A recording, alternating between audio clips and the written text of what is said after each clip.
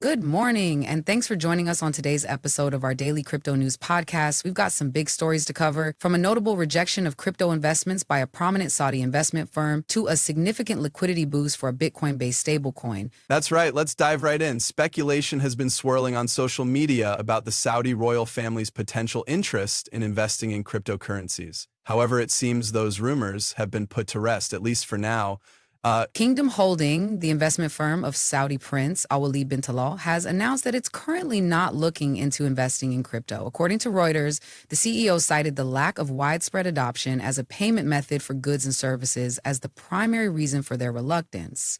This decision might come as a surprise to some, given the growing interest in cryptocurrencies among institutional investors. But it's clear that Kingdom Holding is prioritizing more traditional assets, at least for the time being. This move could have implications for the broader market, particularly in terms of investor confidence. If a major player like Kingdom Holding is hesitant to enter the space, it may give other investors pause. On the other hand, we have some positive news from the world of stablecoins. DeFi protocol Hermetica has secured $3 million in liquidity for its Bitcoin-based stablecoin, USD. This is a significant development as it's set to make USDh the largest stablecoin on the Stacks platform. The liquidity boost will also enable Hermetica and Bitcoin lending protocol Zest to offer yield on USDh through lending against sBTC. This could create a short-term window of higher yields, making USDh a more attractive option for investors. It's also worth noting that this deal highlights the growing importance of Layer 2 solutions like Stacks in the Bitcoin ecosystem.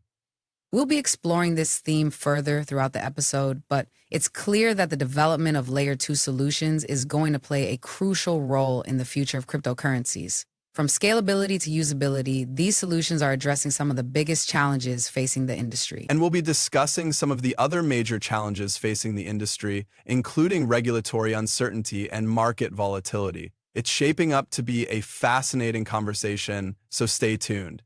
As we were discussing earlier, institutions are taking a closer look at the crypto space, and with that comes the need for more robust regulation and compliance measures.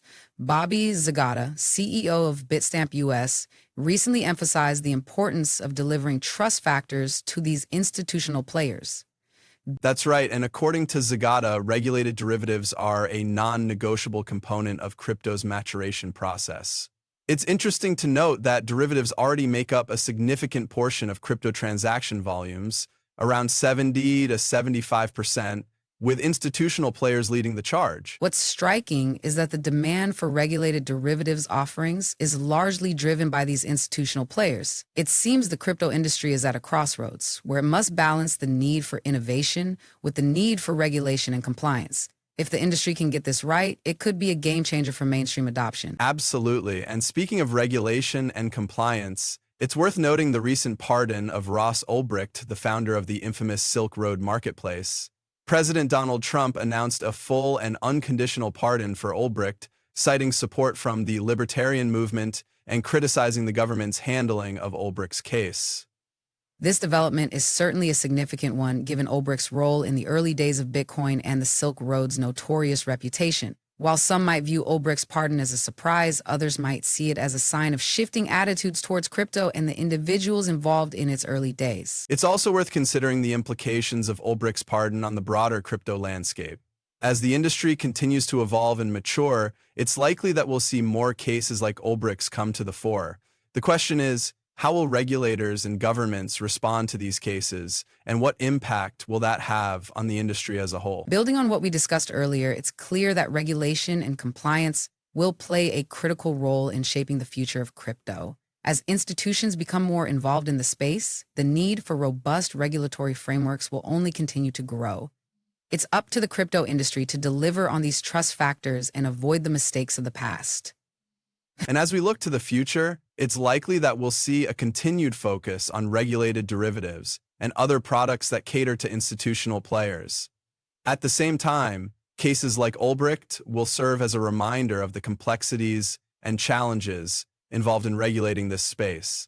We were just discussing the recent moves in the market and the ongoing speculation surrounding Bitcoin's potential price floor. Now it looks like some altcoins are feeling the heat as well. The CoinDesk 20 index took a slight dip, down 0.5% since Tuesday, with ICP being one of the biggest losers, dropping 5.6%. Yeah, ICP wasn't the only one feeling the pain. Hedera, HBAR, also had a pretty rough day, falling 4.9%. On the flip side, we did see some leaders emerge, with Sol gaining 2.8%, and XRP up 2.2%. It's interesting to see these fluctuations in the market, especially when you consider the performance of some of these assets over the past year. Building on what we discussed earlier, it's clear that investors are still trying to navigate the uncertainty surrounding the crypto market. Speaking of navigating uncertainty, it looks like Wall Street might be getting ready to take on some new and potentially volatile assets. Analysts are predicting that Dogecoin and even a Trump-themed ETF could hit the market as early as April. That's right. According to Bloomberg's senior ETF analyst, Eric Balchunas, Rex Shares has filed proposals for Doge and Trump ETFs, which could bring a whole new level of excitement to the market. Excitement might be one way to put it. I think it's safe to say that these ETFs would come with a fair amount of risk as well. I mean, we're talking about a meme coin and a cryptocurrency that's often associated with market volatility.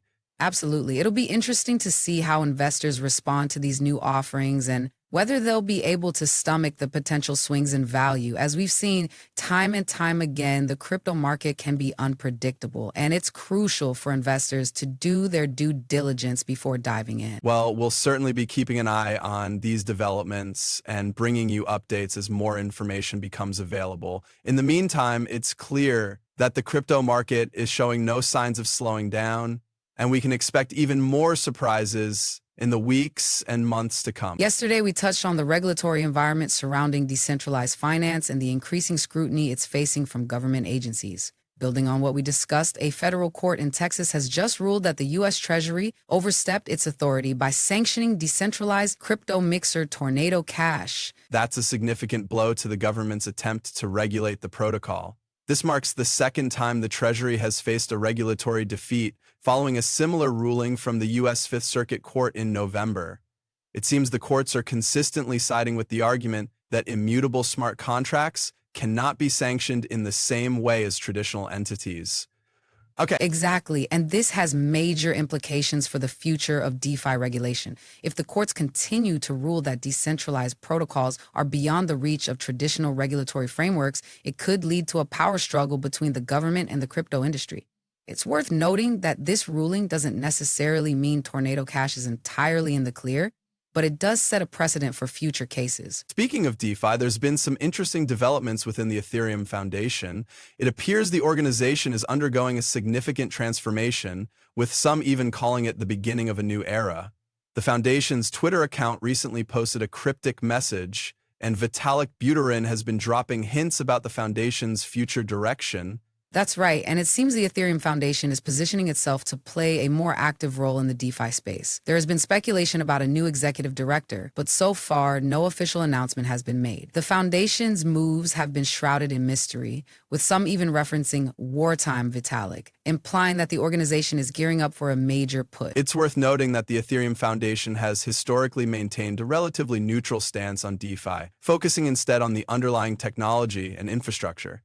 This potential shift in focus could have significant implications for the broader Ethereum ecosystem and the DeFi space as a whole. I think it's also worth connecting the dots between the Ethereum Foundation's moves and the broader regulatory environment. As we discussed earlier, the courts are increasingly siding with decentralized protocols, and it's possible that the Ethereum Foundation is positioning itself to take advantage of this trend. Absolutely, and it's going to be fascinating to watch how this all plays out. As the Ethereum Foundation continues to evolve, we can expect to see significant changes in the DeFi landscape. We'll be keeping a close eye on these developments and bringing you updates as more information becomes available. As we wrap up today's episode, I want to revisit Nexo's recent move to introduce a $5,000 minimum limit, focusing on catering to their high net worth clients. This decision is part of their 2025 growth strategy and rebranding efforts. Yes, and it's interesting to note how this shift in focus reflects the changing landscape of the crypto industry. By targeting wealthy clients, Nexo is essentially betting on the long-term growth potential of these investors. The fact that they've issued $8 billion in crypto credit and paid out over $1 billion in interest suggests that their strategy has been working so far. Exactly. And it ties back to our earlier discussion about the growing institutional interest in cryptocurrencies.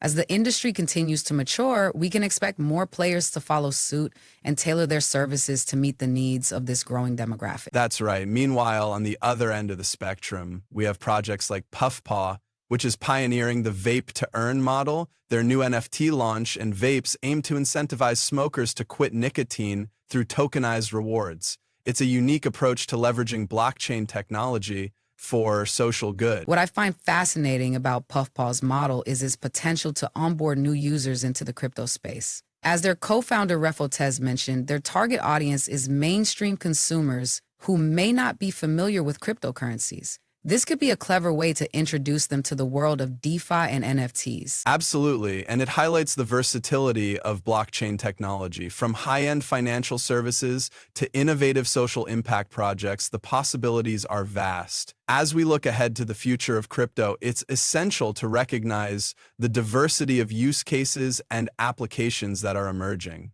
So, what are the key takeaways from today's stories? For one, the crypto industry is becoming increasingly sophisticated, with players like Nexo focusing on high net worth clients.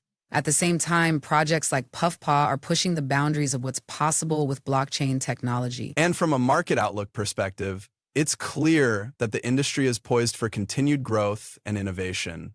As we head into 2025, we can expect more developments in the institutional space, as well as the emergence of new use cases and applications. That's all for today's episode. Thank you for tuning in, and we'll catch you in the next one. Until then, stay informed and stay ahead of the curve.